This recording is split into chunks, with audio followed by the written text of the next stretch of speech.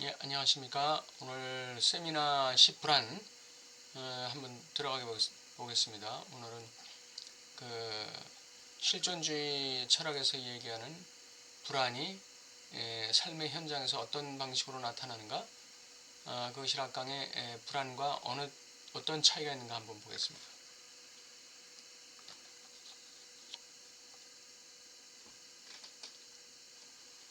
네.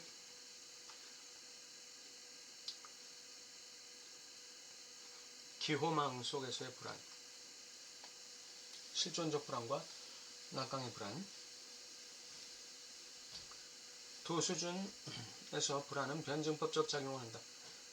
두 수준은 그 욕망의 그래프에서 나왔던 그 수준이죠. 그 자아 수준과 주체 수준을 얘기하는 것입니다. 자아 수준은 하단부였고 주체 수준은 상단부였죠. 자아 수준에서 중요한 점은 거울상이었고, 즉 IA였고, 그 거울상을 통해서 내면화된 그 소타자 M이었죠. 모아 M이었어요. 예, 그것이 왜 중요한가? 그것은 바로 대상 A에 어떤 이 색채를 입히는 요소이기 때문에 굉장히 중요하고, 또 이 이상적 자아를 가지고 있어야 이것이 욕망의 주체로 등장하는 데 있어서 하나의 기반이 되는 위상입니다. 기반이 되는 토폴로지예요, 이게. 그렇기 때문에 이 이상적 자아라는 위상은 굉장히 중요합니다. 이 이상적 자아가 이제 좌절을 겪고 손상을 입을 때, 그때 캐보이라는 질문을 하면서 주체 수준에 올라가서 상단부에서 아버지의 법을 통해 것의 불안을 받아들이게 되는 것이죠. 것의 불안은 아이가 받아들일 수밖에 없는 이유가, 이 것의 불안을 받아들이지 않으면 자기는 존재적으로 욕망의 그래프의 하단부, 즉 이상적 자아에 머물기 때문에, 이상적 자아에 머문다는 것은 존재가 주체로서 책임있게 살아가지 못한다는 걸 의미하는 것이죠. 그렇기 때문에 것의 불안은 반드시 통과해야 되는 것입니다. 것의 불안을 통과하기를 거부하는 사람들이 이제 도착증 환자라든지, 또는 편집증 환자라든지, 또는 이 정신증 환자가 되는 것이죠. 두 수준에서 불안은 변증법적 작용을 합니다. 자아 수준에서 불안은 존재적 불안이며, 이 이상적 자아가 이게 나에게 쾌락을 주긴 하지만, 이 이상적 자아가 내가 이상적 자아에 묶여 있다면 나는 인간 노릇을 못하는 것이죠. 존재적 불안이고, 주체 수준에서 불안은 거세 불안이에요. 아버지의 법을 받아들이고 상징계에 자신의 위상을 정립하는 것, 이게 거세를 받아들이는 것이죠. 그 거세 불안이 주체 수준에서 있어요. 쾌보이라는 질문은 다른 질문인 당신은 누구를 아끼고 있습니까? 라는 질문을 보류한 것이다. 원래 쾌보이라는 것은 당신이 도대체 무엇을 원하십니까? 였죠. 이게 도치되면 어떻게 된다 그랬죠? 나는 무엇을 욕망해야 하는가? 라는 질문이라고 그랬죠. 근데 이 나는 무엇을 욕망해야 하는가? 라는 질문이 바로 나는 나를 어떻게 사랑해야 하는가? 나는 누구를 아끼고 있는가? 또는 나는 나를 어떻게 사랑해야 하는가? 라는 질문으로 바뀐다는 것이죠. 자신을 아끼는 것과 남을 아끼는 것은 서로 겹치지만 혼동되어서는 안 된다. 주체를 유지할 때, 주체를 사랑할 때 남을 사랑할 수 있다. 성경에서 나오는 것이죠. 내 자신과 같이 내 이웃을 사랑하라. 불안은 주체에게 특권적 지점을 유지하고 있는데, 이는 자신을 사랑하는 것과 연결되기 때문이다. 자신을 사랑하는 것은 자신의 욕망에 충실한 것이고, 이것은 성경의 원리와도 통합니다. 네피슈아야란 말이 갈망하는 인간이란 뜻입니다. 이 하나님이 진흙으로 사람을 만들고 그 코에 생기를 불어넣었을 때 생령이 되었다 그랬어요. 이 생령이라는 것은 살아있는 영인데, 이게 히브리 원어로는 네페슈하야예요. 다시 말해서 갈망하는 인간이다, 이런 뜻입니다. 이건 사람은 원래 태어날 때, 창조될 당시 때부터 욕망하는 주체로 지어진 거예요. 탐욕이 나쁜 것이지 욕망이 나쁜 게 아니죠. 탐욕이 죄이지 욕망은 죄가 아닙니다. 그러므로 갈망한다는 거, 욕망한다는 거, 이건 주체에게 굉장히 주체 책임성을 요구하는 것이죠. 그러니까 우리의 주체의 욕망에 대한 책임성, 이것이 바로 그 네페시 하야라는 뜻이고, 또 락강이 주장하는 주체 책임이라는 것이죠. 이게 자기 자신을 사랑한다는 뜻이에요. 자기 자신을 아낀다는 뜻이고, 불안을 빨리 해결하려고 해서는 안 되며, 그것은 관리의 대상이지 억압이나 회피의 대상은 아니다.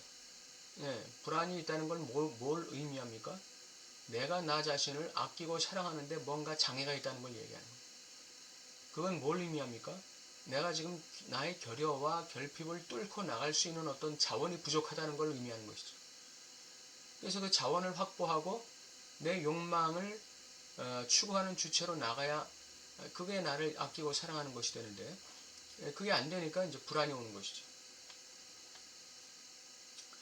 거세 불안을 다스리는 것은 실존주의적인 의미의 불안과는 다르다. 거세 불안은 무의식적 차원이지만 실존적 불안은 현실적 차원이다.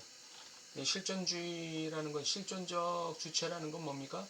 이 세상에 피투된 주체로서 하나의 이 세상에 적응하면서 이 세상에서 자기 자신을 실현하며 살아가야 되는 사명을 부여받은 존재, 이렇게 실존적 주체를 보는 것이죠. 거기서 어떤 불안이 오느냐? 사르트르는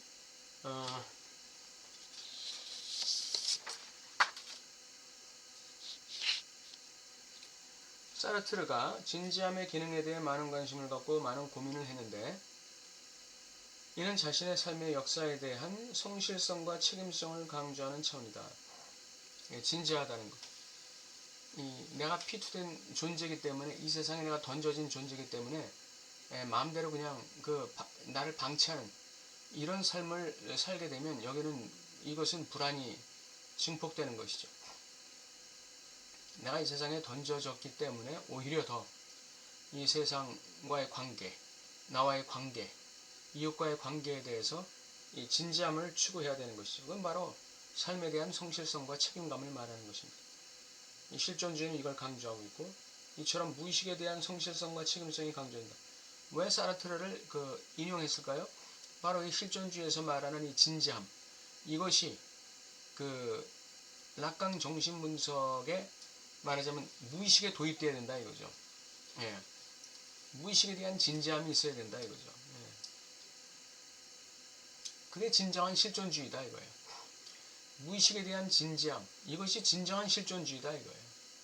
예. 현상계, 현실계, 의식세계에서의 진지함만이, 그것만이 실존주의적인 그런 삶의 방식이 아니다 이거죠. 또 한 사람, 하이데거가 실체의 존재에 대한 수수께끼 같은 탐구로 우리를 이끄는 진입은 실제로 불안을 통해 진행되지 않는다. 일상적인 인간 삶의 모든 것과 관련된 것은 배려, 관심이다. 이 언급은 관심 그 자체 이상으로 우리에게 조금 더 낯설지 않다. 관심은 무의식에 대한 성실성이고 책임감이다. 하이데거는 배려, 관심에 대해서 얘기했는데, 이 삶에 대한 관심, 삶에 대한 인간에 대한 배려, 삶에 대한 배려, 관심, 자기 자신에 대한 배려, 그것이 바로 자기를 사랑하는 것이죠. 예. 세계에 대한 배려, 이웃에 대한 배려, 이 배려와 관심을 중시했는데, 이처럼 무의식에 대해서 좀 관심을 가져봐라 이거죠. 무의식에 대해서 좀 배려해봐라 이거죠. 예. 세 번째 증인을 부르겠는데, 그게 바로 나 락강이다. 나는 기대에 집중하고자 한다. 이 기대는 대화 상대와의 거리, 대상과의 거리에 초점이 있다. 예. 거리가 중요한 거예요. 대상과의 거리. 이거 락강이 자기가 이 강의하는데 필요한 원고, 그 원고와의 거리를 갖다가 얘기하면서 대상과의 거리가 불안에서 굉장히 중요한 역할을 한다는 얘기를 하죠. 불안은 이 대상과의 거리가 먼 데서 오는 게 아니에요. 대상이 멀기 때문에 불안이 생기는 게 아니라 대상과의 거리가 너무 가까울 때 불안이 생기는 거예요. 우리를 가장 가까운 사람들로부터 분리시키는 불투명한 자리에 있게 될 것이다. 예. 그러니까 아무리 가까운 사이라 할지라도 거리가 있어야 돼요. 거리가 유지되지 않을 때에는 대상과 내가 어떻게 되는 거죠? 합일돼 버리는 거예요. 융합돼 버리는 것이죠. 동일시돼 버리는 거예요. 이렇게 되면 주체로서 등장할 수 없게 되는 것이죠. 욕망의 주체로 등장할 수 없게 되는 것이죠. 이게 타자 욕망인지 내 욕망인지 헷갈리게 되는 것이죠. 내게 네 거고 니께 내 거고 뭐 이런 관계가 돼버리는 거예요. 그래서 대상과의 거리는 반드시 있어야 된다. 특히 엄마와의 거리 반드시 있어야 되는 것이죠. 욕망의 대상 A와의 거리가 반드시 있어야 되는 거예요. 여기서 사유가 일어나는 것이고 여기서 기표의 포획 내지는 기표의 등장이 일어나게 되는 것이죠. 실제와의 거리가 있어야 돼요. 실제와의 거리가 없다는 건 죽음을 얘기하는 것이죠.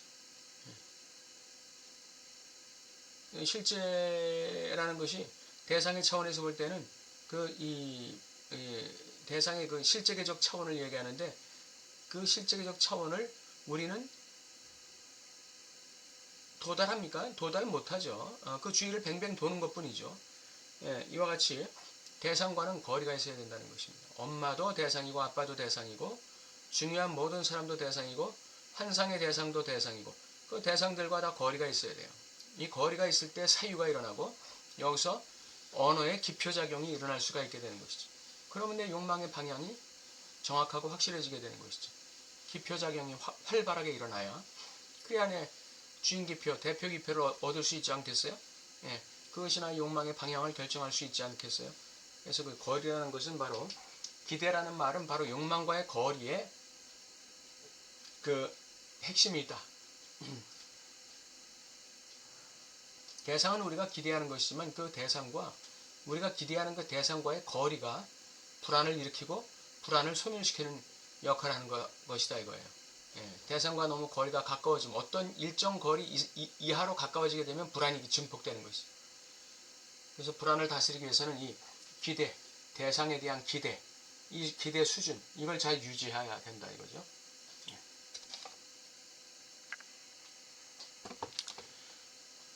오늘 기호망 속의 불안, 실존적 불안과 락강의 불안을 갖다가 좀 비교하면서 그 락강이 말하는 그 불안이 어디에서 유래하는가?